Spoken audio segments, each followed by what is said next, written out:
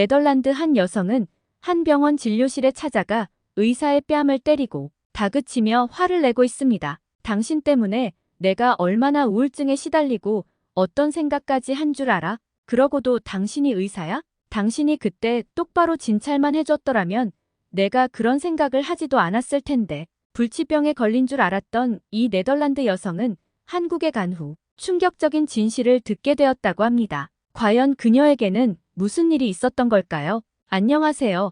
저는 네덜란드 란트스타트에 사는 33살 안나라고 합니다. 여기 란트스타트를 간단히 소개하면 네덜란드에서 가장 많은 인구가 살고 있고 중요한 역할을 하고 있는 도시입니다. 6년 전 방송에나 나올 법한 말도 안 되는 이야기를 나누려고 합니다. 그럼 본론으로 들어가서 본격적으로 이야기를 시작해 볼게요. 저는 조국인 네덜란드도 사랑하지만 조국 네덜란드 다음으로 사랑하는 나라가 있습니다. 그건 바로 한국이죠. 그 이유는 지금부터 말씀드리겠습니다. 6년 전 갑자기 가슴에 극심한 통증을 느끼기 시작했어요. 제가 원래 병원에 가는 걸 너무 안 좋아해서 처음에는 그냥 참으려고 노력했습니다. 저희 아버지의 암이 자연치유돼서 제가 병원에 더 안 가는 이유도 있었겠죠. 그런데 점점 시간이 지날수록 통증은 심해져 갔고 저는 결국 지역에서 꽤 큰 병원에 겨우 예약하고 찾아갔습니다. 그런데 정밀 검사를 해보자고 하더라고요.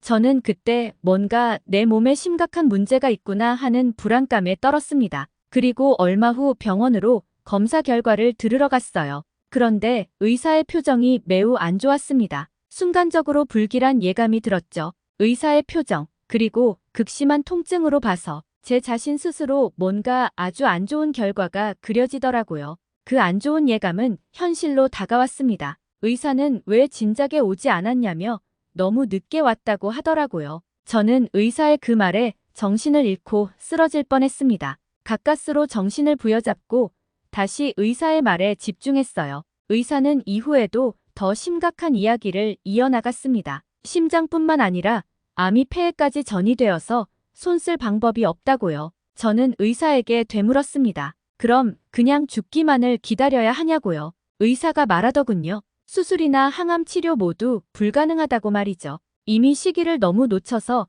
그냥 남은 인생을 정리하라고 하더라고요. 길어봐야 1년이라는 시한부 판정을 받았습니다. 그날 저는 진통제만 잔뜩 처방받아 집으로 돌아왔어요. 정말 먹먹했습니다. 믿기지가 않아서 눈물도 안 나더라고요. 눈물이 안 나왔던 이유를 지금 생각해보면 아마도 제가 감당할 수 있는 수준의 놀라움을 넘어섰기 때문이 아닐까 생각됩니다. 멍하게 있다가 극심한 통증이 찾아오면 진통제를 먹었고 그렇게 하루하루를 버텼습니다. 물론 직장도 당연히 그만두었고요. 일상생활이 완전히 무너지기 시작했습니다. 결혼을 앞둔 남자친구와도 헤어지게 되었는데 정말 그때는 서글퍼지더라고요. 물론 헤어진 남자친구를 원망하지는 않습니다. 죽음을 앞둔 연인을 끝까지 지킬 의무는 없으니까요. 하지만 그때 사람에 대한 신뢰감이 사라지긴 했습니다. 그렇게 그때는 정말 막다른 골목에 몰린 쥐 같은 심정이었습니다. 물론 제일 힘들었던 부분은 참기 힘든 가슴 통증이었죠.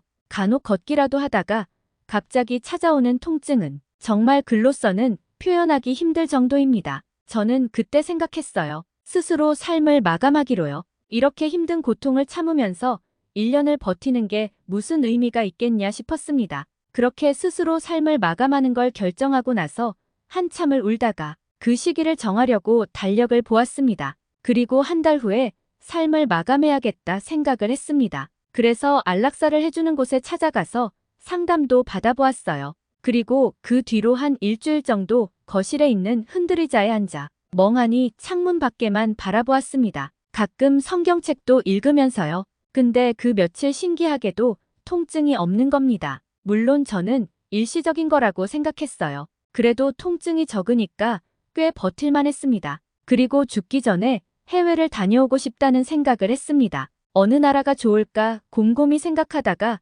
지금 몸 상태를 고려해서 치안이 좋은 안전한 나라를 골라야겠다는 마음이 생겼어요. 아무래도 지금 몸 상태에서 치안이 열악한 중남미나 아프리카 같은 곳은 현실적으로 가기 힘들 것 같았거든요. 비행시간이 부담스럽기는 하지만 아시아 쪽으로 가기로 생각을 했고 그리하여 일본과 한국 둘 중에 하나를 결정해야 했습니다. 곰곰이 생각하다가 2번이나 갔다 온 일본보다는 출장으로 한 번 잠깐 다녀온 한국이 더 볼 게 많다고 생각이 들어서 한국으로 결정하게 되었어요. 신기하게도 한국 자유여행을 준비하는 기간에는 통증이 많이 줄었습니다. 물론 가끔 극심한 통증이 오긴 했지만 그래도 버틸만은 했습니다. 그리고 우여곡절 끝에 한국행 비행기에 올랐어요.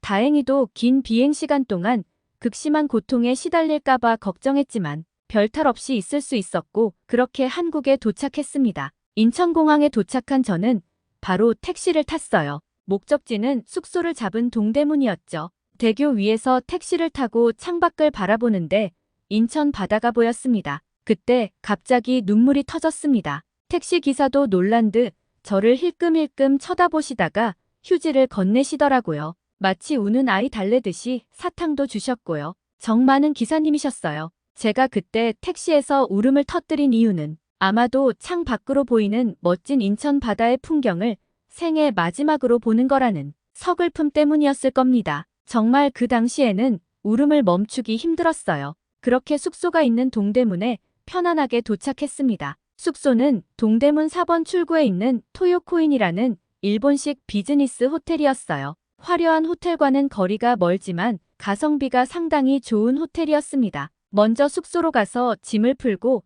동대문 쇼핑센터로 갔어요. 숙소 근처에서 간단히 밥을 먹고 쇼핑을 했습니다. 마음에 드는 가방이 있어서 사려다가 문득 이런 생각이 들더라고요. 가방을 사도 오래 쓰지도 못하고 떠날 건데 사서 뭐 하나 싶은 생각이요. 그런 우울한 마음이 드니까 쇼핑할 맛이 안 나더라고요. 저는 한국에서 첫 지하철 타기를 도전을 했습니다. 동대문에서 명동까지 지하철을 타고 갔어요. 명동역에 딱 내리자마자 느낀 거는 정말 사람이 많다는 거였습니다. 발 디딜 곳이 없을 정도로 사람이 많더라고요. 특히 중국말을 쓰는 중국인들이 많았습니다. 제 느낌상 명동에서만큼은 한국인보다 중국인이 더 많다는 생각이 들었습니다. 그렇게 명동을 걷는데 또다시 통증이 시작됐어요. 물론 불행 중에 다행으로 아주 극심한 통증은 아니었습니다. 그래서 참을만 했습니다. 하지만 더 걷는 건 힘들 것 같아서 성당 앞에 앉아서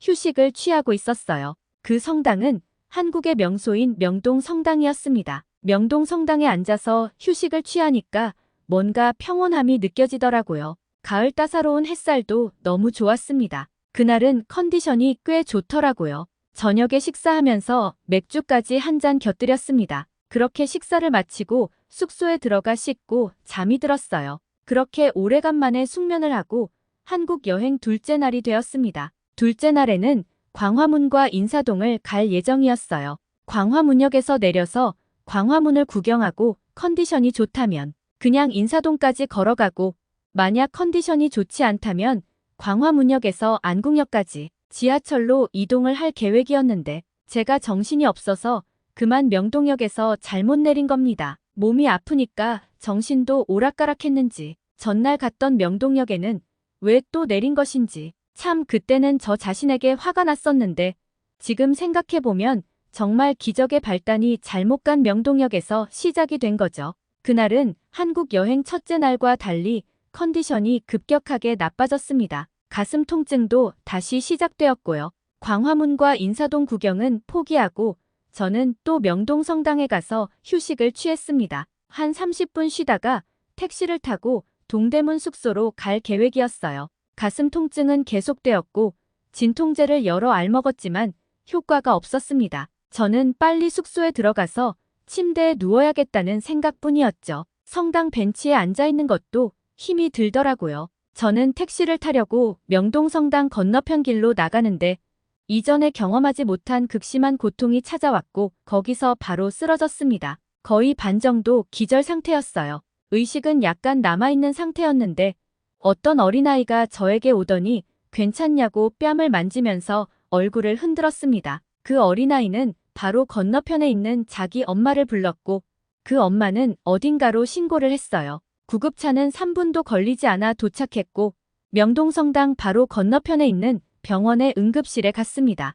진통제를 맞고 어느 정도 안정을 취하고 퇴원을 하려는데 꽤 긴 시간 보호자를 자청한 아이의 엄마는 영어로 저에게 어디가 아픈 거냐고 물었습니다. 참고로 그 아이 엄마는 영어를 꽤 잘했어요. 그런데 그녀는 저에게 정밀 검사를 받아보라고 권유하더라고요. 저는 됐다고 말하면서 당시 제 사정을 다 말했죠. 말기암 시한부라는 거를요. 그 말을 들은 그 아이 엄마는 상당히 놀라더라고요. 저는 놀란 얼굴로 있는 아이 엄마의 손을 잡아주면서 오히려 아픈 제가 다독여 주었습니다. 고마움에 감사 인사를 하면서요. 그렇게 감사하다고 연신 인사를 하고 병원 응급실을 나서는데 아이 엄마가 저를 다시 부르더라고요. 그리고 이렇게 말했습니다. 그녀가 예전에 처녀 때 간호사로 일을 해봐서 아는데 말기암 시한부이면 얼굴 몰골부터 말이 아니고 얼굴에 핏기도 거의 없는데 그에 반해 저는 얼굴부터 말기암 시한부와는